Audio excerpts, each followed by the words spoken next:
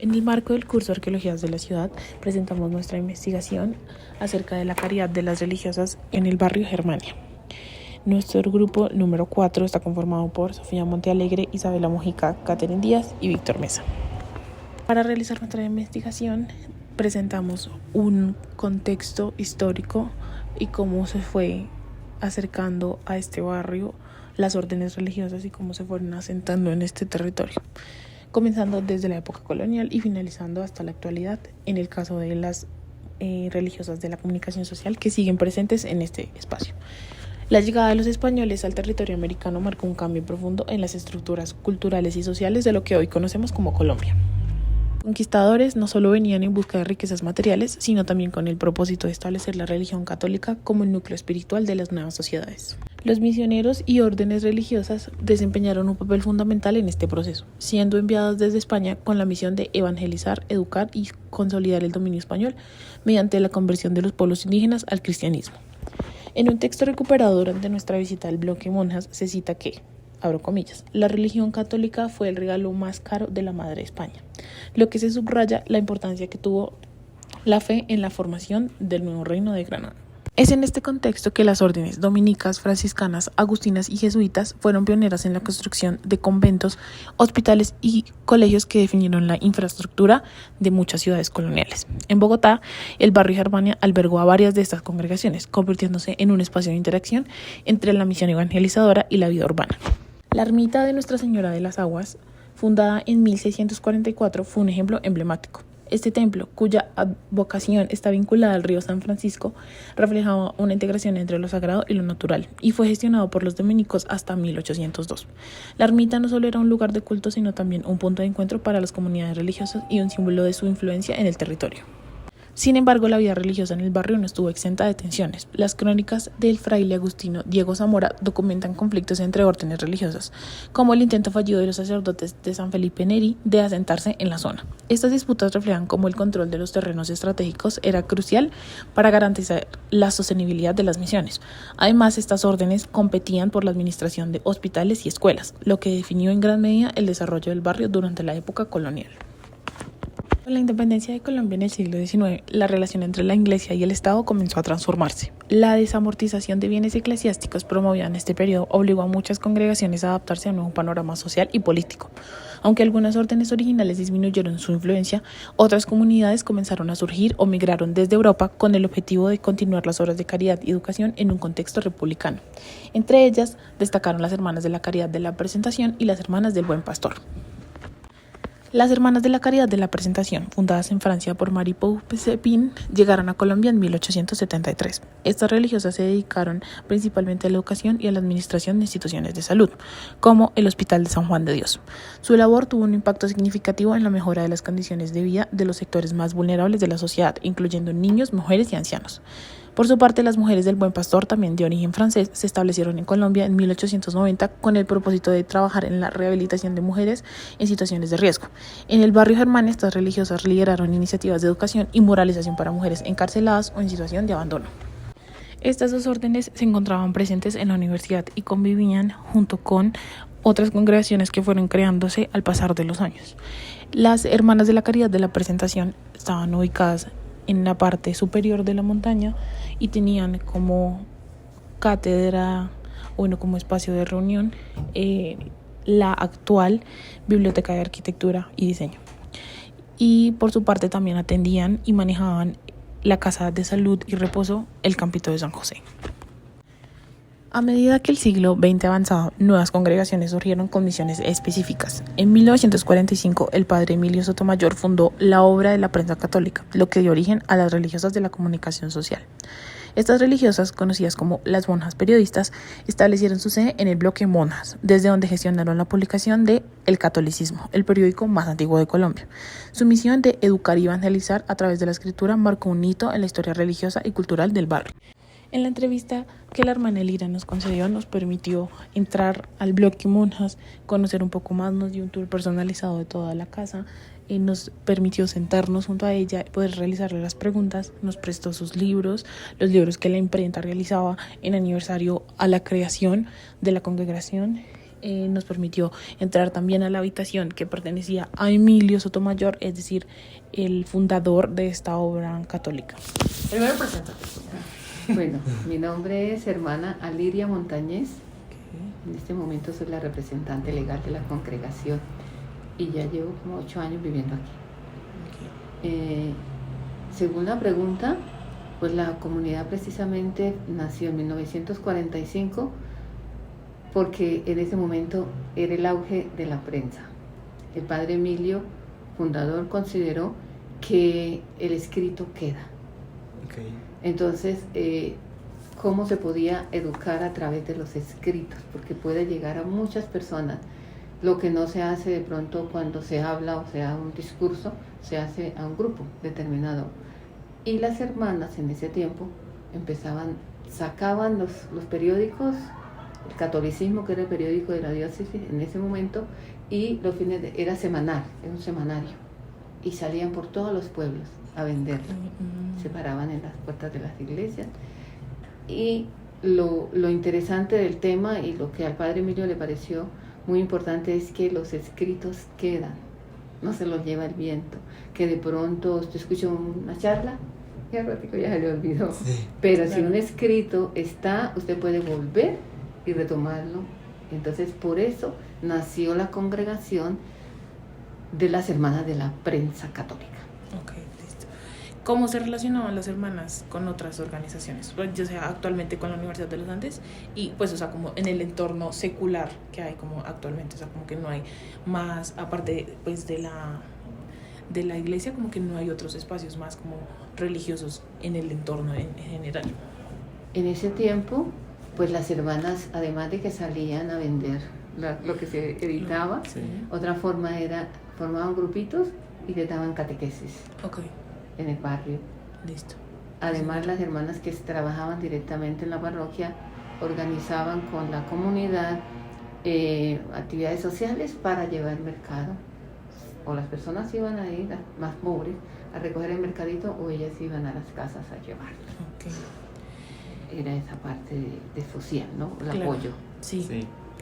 ¿Cómo ha contribuido la comunidad de la congregación en términos de la caridad y obras en el barrio de Las Aguas? ¿Como que siguen haciendo esas obras de caridad o ya se han separado más como de esa parte social que pues como que ayudaban antes a repartir mercados? ¿Cómo funciona ahora que pues digamos la comunidad es mucho más pequeña? Pues ahorita mismo estaban trabajando en unión con los sacerdotes de la parroquia, que son italianos. Sí, eso nos comentaron cuando fuimos. Entonces, el barrio de La Paz, que es uno de los barrios más vulnerables. Sí. Las hermanas, este año ya no, porque las hermanas las trasladaron, pero sí las hermanas llevaban catequesis. Visitaban los hogares, los enfermos. Les llevaban la comunión si ellos lo pedían. Y iban con el padre una vez a la semana a celebrar Eucaristía allá en el barrio. Y también en los diferentes sectores acá, ellos llevaban la comunión y sabían que había un enfermo, iban a visitarlo. Y si ellas pedían al sacerdote también para que los confesara o pues los escuchara, también iba el padre. Eso las hermanas trabajaban. O sea, siempre se ha mantenido. Sí. Y por ejemplo, lo que pasa es que la hermana se enfermó, la que trabajaba con los niños allá en el barrio de La Paz, celebraban la Navidad, les llevaban regalos, ella pedía pues a voluntarios que le dieran para comprar regalitos, y ella iba. Ay, qué lindo, es una acción muy linda y se mantiene todavía. Una hermana nuestra, igual cuando conseguía mercado, fue cuando la pandemia, ella iba y conseguía, si todo era pidiendo, cercano, ¿no? O con el banco de alimentos, que de la arquidiócesis, y se hacía, y se iban y se ubicaban las personas como más necesitadas, porque necesidades hay, pero no a todos se puede cubrir. Listo. Hoy, considerando el cambio de la comunicación y la tecnología, ¿cómo vislumbra la misión de las hermanas religiosas de la comunicación? O sea, como con la llegada de las tecnologías, la imprenta, pues nos dijiste que hay una todavía en Bucaramanga funcionando. ¿Cómo hubo ese cambio? O cómo, pues, Pues ahora lo difícil es que lo que es el internet y las redes sociales han acaparado todo. Entonces ya no es tan funcional como sacar un libro y venderlo. Primero porque el costo es Muy superado, alto, sí. altísimo. Todo. Entonces, las nuevas generaciones como que no les interesa, por decir una palabra, los libros. Y si quieren un libro, lo leen directamente Del celular. de ahí, de las redes. Sí. Los bajan por ahí y los leen. Entonces, eso ha hecho que toda esta prensa, imprenta desaparezca. Periódicos han desaparecido, folletos han desaparecido. Pues a nosotras nos ha afectado. Es lógico porque hemos tenido que cerrar librerías, hemos tenido que cerrar. Se mantienen algunas, pero ya no en la misma forma. Ya ahora toca ofrecer por las redes, que se vende tal cosa por las redes. Y también algunas hermanas han incurrido también en trabajos ya como charlas espirituales por internet o por las redes. Claro, o sea, como que por la página. Que modernizado sí. un poco para también pues, Sí, la continuar página. con su misión. Porque el carisma nuestro es comunicar sencilla y fielmente el Evangelio a través de los medios que estén a nuestro alcance. Claro. Entonces, nosotros sabemos que entrar y conseguir un tiempo en la televisión pues es muy costoso. Claro. Sí. Eso no lo podemos pagar. Si nos lo regalan, vamos y decimos el mensaje. Entonces, por las redes pues es más fácil. Claro. Entonces, hay algunas hermanas que ponen mensajes por redes sociales, por Facebook, por Instagram, por YouTube, claro. y por la página web de la congregación. Eso es lo que estamos haciendo ahora. Ok, listo. ¿Y una pregunta que yo tengo personalmente? ¿Cómo es su relación, digamos, con la universidad o específicamente con los jóvenes? O sea, como con todo lo que pasó a los años de que ustedes fundaron, pues de que se asentaron en este espacio. ¿Cómo fue su relación desde el inicio con la comunidad de los Andes? Si la conoces o si tienes alguna idea de cómo era la relación entre estos espacios como tan diferentes. Pues en un inicio sí, además de que las autoridades de la universidad pues tenían una mentalidad o una formación más religiosa. Claro. Sí. Porque las hermanas iban, si les pedían dar catequesis a algún grupo allá, las hermanas iban, si iban a una celebración eucarística, las hermanas iban, apoyaban al padre, además cantaban también allá. Okay. Y había un padre, lo que yo alcancé a conocer, un padre, creo que era de los predicadores, de los que están acá, allá en la Chiquinquirá, ¿cómo son los dominicos? Sí, dominicos. Sí, sí. Ellos estaban ahí, pero llegó un directivo, no sé el nombre, sí. No, y dijo, ya nosotros no necesitamos de Dios, por lo tanto, lo despidieron. El padre se vino muy triste. Desde ahí, pues es muy complicado que nosotras vayamos para allá a dar alguna formación. Okay. Lo que de pronto conocemos de los jóvenes de los Andes es cuando ellos van a misa aquí, porque nosotros vamos todos los días a misa y hay jóvenes de los Andes también en la Eucaristía ahí. Okay. Entonces con ellos de pronto charlamos.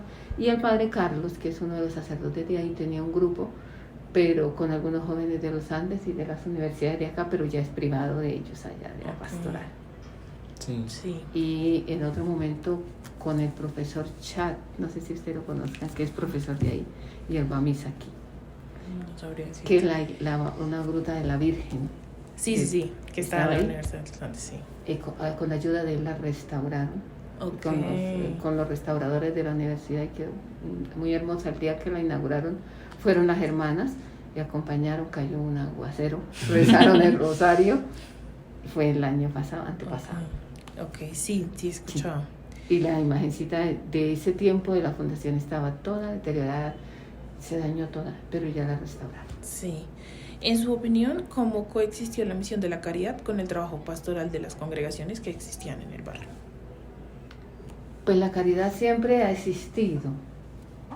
Igual a medida que pues pasa el tiempo, de pronto se limita un poco más, porque también las directrices de la arquidiócesis, porque nosotros dependemos de la arquidiócesis de Bogotá, de las autoridades eclesiásticas.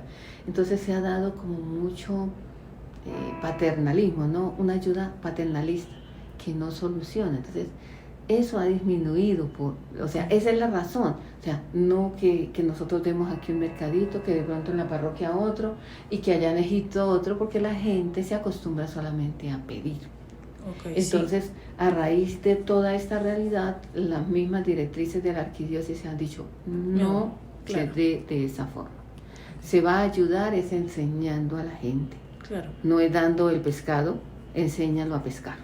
Sí. No del pan y el pan y al ratico están pidiendo. Entonces la gente, usted sabe que la pobreza no es solamente material, hay pobreza intelectual, pobreza espiritual, entonces la gente se acostumbra a que me dan aquí, me dan allí, y voy todos los lados voy las mismas personas. Entonces eso se está canalizando con el banco de alimentos, que es de la arquidiócesis, que está, yo no sé si saben que está por la 30, abajo está el banco. Sí, me suena. El banco de alimentos. Entonces, ¿qué están haciendo ahora? Canalizando a través de cada parroquia con un grupo que se encarga de manejar los mercados. Aquí hay uno que se llama, que es cada 15 días, pero no lo regalan. O sea, la persona, la familia de allá de La Paz, que son los más vulnerables, vienen y aportan 15,000 pesos y le dan el mercado.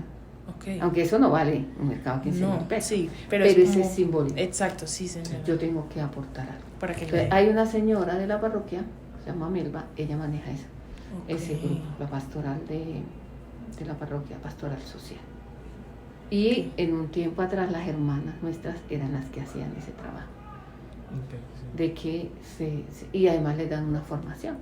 No es que vengan y se llevan el mercado y van y lo venden, no. Vienen, les dan formación. Claro, tienen que ser parte de. Y para cuando tienen que lo traen el banco de alimentos, viene el camión y lo trae un día antes, vienen 2 familias por semana, deben venir a ayudar a organizar el mercado. A organizarlo en bolsas. No sé si hay 30, 35 familias que vienen cada 15 días los miércoles a retirar el mercado, pero tienen que aportar. No es gratis. Todo no puede ser regalado porque lo que es regalado no se valora. Sí. Entonces esa es la parte de la iglesia como institución, y nosotros dentro de esa iglesia cómo apoyamos, no solamente en dar cosas, sino también formar. Sí. Entonces ahí a través del grupo.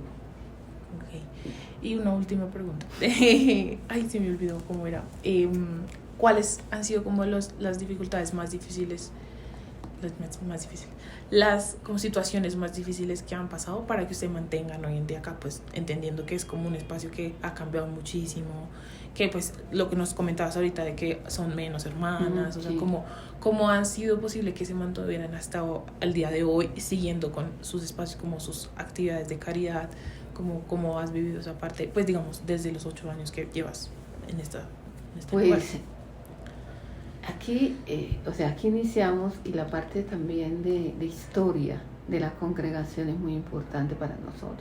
Sí. Recordemos que nosotros debemos tener raíces de historia, sea familiar, sea de país, sea... Porque si no hay raíces, o sea, como que todo se vive como en el aire. Entonces, para la congregación, mantener la casa madre aquí... Claro, es muy importante. Muy importante. Fundamental. Sí. En unos momentos atrás, la universidad se ha expandido y ellos han comprado terrenos. Y no crean, nosotros también nos han hecho la propuesta de comprarnos. Obviamente, sí, existe la propuesta. Sí. Es que eso también es lo que nos parece como fundamental, que ustedes se han mantenido en este espacio a pesar de, pues, de que todas las congregaciones que estaban aquí ya se marcharon, que siguen vigentes, o sea, que podemos hablar con ustedes porque, digamos, pues tenemos la investigación de los otros grupos que existían acá, pero pues, digamos, la comunicación es imposible básicamente porque no sabemos, o están en otras ciudades, o pues... Sí. Entonces, eso ha hecho, porque algunas hermanas que son de pronto menos arraigadas dicen, sí, pues vendamos y vámonos. Sí. Pero no, esta es la historia, es nuestra comunidad. Aquí nació, independientemente que ahora estemos en Santa Marta, que estemos en Barranquilla, que estemos en Barranca, esta es la raíz. Sí. Claro. Esta es la raíz. Porque nació aquí. Entonces se va a mantener mientras que nosotros estemos. Okay. La congregación se va a mantener. Sí. Independientemente que nos ofrezcan el cielo y la tierra, porque nos han ofrecido, que les vendemos, que les compramos y que les construimos en otro lugar y que mejor que porque ya estamos mayores y ya las rodillas nos duelen y entonces aquí hay muchas escaleras y no se puede poner ascensor porque no se proyectó. Claro. Por dentro no se puede, pues ya se hicieron los estudios, no se puede. No, aparte como por la cantidad de pisos creo que tampoco se puede, no. Sí, complicado. entonces eso. Pero nosotros seguimos. Igual dentro de lo que podamos, seguir aportando y apoyando, aquí estamos, a la orden. No. Muchísimas Gracias. gracias. Bueno, con mucho gusto empezamos. Relato sobre la Iglesia Nuestra Señora de las Aguas. La Iglesia Nuestra Señora de las Aguas es un lugar especial, no solo por su valor histórico, sino por la conexión que ha mantenido con la comunidad a lo largo de los siglos. A través de esta reflexión se realizó una entrevista al padre Dominico, el cual fue sacerdote hace 8 años en esta capilla. La primera pregunta que se le realizó al padre Dominico fue cómo veía el papel de la Iglesia Nuestra Señora de las Aguas en el contexto actual de Bogotá, especialmente en un entorno tan laico y urbano como el del barrio Las Aguas. Nos contó que la iglesia sigue siendo un símbolo de la fe en medio de un entorno urbano secularizado, en un lugar que reúne a fieles, ministros y religiosas, quienes representan el ciclo vivo de la espiritualidad en un barrio lleno de contrastes. A pesar de los cambios sociales, la iglesia se adapta manteniéndose fiel al mensaje del Evangelio de Jesucristo. La segunda pregunta que se le realizó al padre Dominico fue que cómo se mantenía la tradición de la caridad en la iglesia, qué tipo de actividades o programas están actualmente en marcha para apoyar a la comunidad más vulnerable del barrio Las Aguas. Nos contó que la caridad es un pilar fundamental en Nuestra Señora de las Aguas, aunque los detalles específicos de las obras actuales pueden ser mejor explicados por los sacerdotes que actualmente están en la iglesia. Durante la tercera pregunta se le formuló que en relación con las hermanas de la caridad y otras órdenes religiosas que operaron en este barrio, cómo él percibía la continuidad de su labor caritativa en la comunidad hoy en día. El trabajo de las hermanas de la caridad, y nos contó que el trabajo de las hermanas de la caridad dejó una marca indeleble. Hoy, aunque su labor ha cambiado, su legado sigue presente. La fe, al igual que la comunidad, evoluciona para responder a los nuevos retos y siempre mantiene el espíritu del servicio. La cuarta pregunta fue que cuáles son los principales desafíos que enfrenta la Iglesia hoy en día al intentar mantener su misión de servicio social y espiritualidad en un barrio cada vez más secularizado. El padre Dominico nos contó que uno de los grandes desafíos es mantenerse relevante en un entorno donde la religión ya no tiene el mismo lugar central. Sin embargo, la Iglesia no busca imponer, su misión es servir, adaptándose a los tiempos mientras continúa ofreciendo consuelo espiritual y apoyo social a quienes lo necesitan. La quinta pregunta que se le rezó al padre Dominico se le formuló respecto a que la iglesia ha sido una presencia importante en Las Aguas durante muchos años. ¿Cómo ha cambiado la relación de las comunidades con la iglesia en las últimas décadas? Él nos respondió que la relación ha cambiado notablemente. Antes era común que la iglesia fuera el centro de la vida comunitaria. Hoy, aunque sigue siendo un punto de referencia, muchas personas ven su rol más como un espacio espiritual que como un centro de encuentro. La sexta pregunta fue que ¿en qué medida la Iglesia Nuestra Señora de las Aguas sigue siendo un centro de encuentro para la comunidad más allá de las actividades litúrgicas? Nos respondió que sigue siendo un lugar donde las personas pueden encontrar consuelo y guía, aunque su rol como centro comunitario ha disminuido. Es un reflejo de cómo la sociedad ha cambiado, pero también de cómo la Iglesia busca seguir acompañando a la comunidad. Durante la séptima pregunta que se le formuló al padre Dominico, se le preguntó que cómo interactúa la iglesia con las nuevas generaciones en el barrio, que pueden tener una visión diferente sobre la fe y la religión en comparación con generaciones anteriores. Esta es una de las preguntas más importantes, ya que las nuevas generaciones a menudo ven la religión de manera distinta y la iglesia trabaja para acercarse a ellas, ofreciendo un mensaje que conecta con sus realidades sin perder la esencia del Evangelio. Como habló antes el padre Dominico en una de las anteriores preguntas, también que la iglesia se va como adaptando a estos cambios es un punto muy importante. La octava pregunta hace referencia a que se puede contar sobre la historia de la iglesia y su papel en el desarrollo del barrio Las Aguas. ¿Qué legado considera que ha dejado esta comunidad en la comunidad local? Yo creo que esta es de las preguntas más importantes en referencia al curso, ya que nos habla mucho sobre cómo la historia que tiene en relación a digamos, la iglesia, del por qué está ahí. El padre Américo nos contó que la historia de esta iglesia comienza en el siglo XVI, cuando Juan Cotrina construyó una ermita junto al río San Francisco, que más tarde los dominicos la transformaron en una iglesia colonial que conocemos hoy, con su impresionante retablo barroco. Este lugar ha sido testigo de generaciones de fieles que han recibido los sacramentos aquí, dejando un legado de fe y arte que sigue vivo. El padre dominico también, aparte de ello, nos contó que es muy lindo como el retablo que está dentro de la iglesia, que es muy antiguo y que hay muchas obras que tienen muchos años de antigüedad. Sin embargo, las guardan precisamente como para conservarlas y que son obras que tienen como mucha historia dentro de la iglesia. La novena pregunta es desde la perspectiva de la opinión del padre dominico, que cuál es la importancia simbólica de la iglesia Nuestra Señora de las Aguas en el contexto de la ciudad de Bogotá. La iglesia es un símbolo de continuidad, historia y espiritualidad. Su arquitectura, su papel, su arte como lugar de encuentro espiritual la convierten en un patrimonio valioso para la ciudad. Como última pregunta, le formulamos que cómo visualizaba el futuro de la iglesia de Nuestra Señora de las Aguas en las próximas décadas, qué proyectos e iniciativas cree que el barrio, o bueno, cree que serán fundamentales para el barrio. El futuro dependerá de cómo continúe adaptándose a las necesidades de la comunidad. Padre Dominico está seguro de que seguirá siendo un espacio de fe y servicio, impulsando proyectos que fortalezcan tanto lo espiritual como lo social. Los sacerdotes y la comunidad trabajaron juntos para mantener viva su misión en un mundo cambiante. Como podemos ver, Nuestra Señora de las Aguas sigue siendo un faro de esperanza en medio de Bogotá, uniendo un pasado, presente y un futuro en un solo lugar. Es un lugar que tiene demasiada historia. Como podemos ver, es muy antiguo y se puede relacionar mucho con los edificios antiguos que rodean la sede de la universidad ahorita. Gracias. Una de las entrevistas que hicimos fue el cura dominico, quien fue el padre encargado de la Iglesia de las Aguas hasta el 2016, en donde fue trasladado a la parroquia de Nuestra Señora del Pilar, ubicada en el barrio El Recuerdo. Durante la entrevista se exploraron diversas preguntas sobre el papel de la Iglesia de Nuestra Señora de las Aguas en el barrio de las Aguas de Bogotá, buscando comprender tanto su impacto histórico como su relevancia actual en un contexto urbano y secularizado. Se abordaron cuestiones fundamentales sobre el cómo se percibe la Iglesia en su papel como una ciudad como Bogotá, donde el laicismo y el crecimiento urbano han transformado las relaciones tradicionales con las instituciones religiosas. Esto llevó a reflexionar sobre cómo la fe puede mantenerse como una fuerza viva en medio de cambios sociales profundos, en una ciudad que equilibra tradición y modernidad. También se indagó sobre cómo ha cambiado la relación de la comunidad con la Iglesia en las últimas décadas, considerando los procesos históricos y sociales que han moldeado la interacción entre los fieles y las instituciones religiosas. En este sentido, se plantearon interrogantes sobre cómo las transformaciones del barrio Las Aguas y cómo éstas han afectado la percepción de la Iglesia como un lugar de encuentro y cohesión social.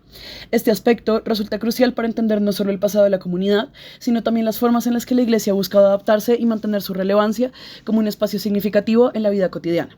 Otro tema central fue la importancia simbólica de la Iglesia de Nuestra Señora de las Aguas en el contexto de Bogotá. Se discutió el legado de la Iglesia, que abarca desde su arquitectura colonial hasta su papel como testigo y parte activa del desarrollo del barrio. Estas preguntas permitieron entrever cómo una iglesia puede ser más que un lugar de culto, convirtiéndose en un símbolo de identidad local y en un recordatorio tangible de la historia compartida por la comunidad. Sin embargo, varias preguntas clave quedaron sin respuesta, ya que el sacerdote entrevistado dejó de ejercer en esta iglesia hace más de 8 años. Entre estas destacan las relativas a los programas actuales de caridad y apoyo a las comunidades vulnerables, así como la continuidad de la labor de las órdenes religiosas que históricamente desempeñaron un papel importante en el barrio. También quedó sin responder hasta qué punto la iglesia sigue siendo un espacio de encuentro más allá de lo litúrgico, y cómo se relaciona con las nuevas generaciones, cuyas visiones sobre la fe y la religión difieren de lo que las generaciones anteriores pensaban. Finalmente, nos ofrece una visión concreta sobre el futuro de la Iglesia y los proyectos necesarios para mantener su misión en un entorno cada vez más secularizado. Este vacío de información invita a reflexionar sobre la importancia del arraigo y el conocimiento local en el liderazgo eclesial. La desconexión entre los líderes actuales y las dinámicas específicas del barrio evidencia cómo las transiciones de sacerdotes pueden diluir el vínculo con la comunidad, afectando la continuidad y la eficacia de los proyectos sociales y espirituales. Es necesario también plantear la necesidad de construir estructuras sólidas que trasciendan los cambios individuales en la dirección, para garantizar la sostenibilidad de la misión de la Iglesia a largo plazo. En conclusión, las preguntas planteadas destacan tanto los logros históricos como los retos actuales de la Iglesia de Nuestra Señora de las Aguas. La entrevista revela oportunidades para explorar más profundamente cómo las iglesias pueden adaptarse a entornos urbanos en transformación, manteniendo su relevancia social y espiritual. Además, enfatiza la importancia de estrategias de liderazgo que equilibren el compromiso personal de los sacerdotes con sistemas colectivos que preserven y fortalezcan el impacto de la Iglesia sin depender únicamente de individuos específicos. En las entrevistas realizadas en la antigua parroquia Admirita de Nuestra Señora de las Aguas compartió su experiencia sobre cómo estas congregaciones interactúan entre sí y con la comunidad laica, destacando la relevancia de su labor en la construcción de un tejido social basado en la solidaridad. Por su parte, la hermana Arlinda, representante de la religiosa de la comunidad social, nos permitió conocer de cerca cómo han adaptado sus misiones a los retos contemporáneos, manteniendo su compromiso con la educación y la caridad. Hoy en día, el barrio Germania es tejido de una transformación profunda. Muchas de las congregaciones que las habitan han sido reubicadas o han cesado sus actividades en la zona, en parte debido a la creciente secularización de las instituciones de salud y educación. Sin embargo, las religiosas de la comunicación social aún permanecen en el bloque monjas, aunque con una comunidad reducida.